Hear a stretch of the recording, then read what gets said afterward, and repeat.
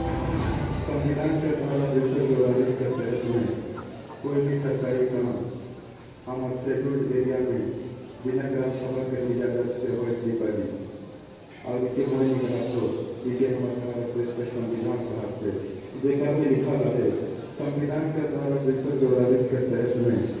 कोई भी सरकारी काम हमारे शेड्यूल्ड एरिया में बिना ग्राम सभा के इजाजत से हो नहीं पाई और हमारे ग्राम सभा के मत यह है कि हमें हमारे जमीन के लिए नहीं देवा।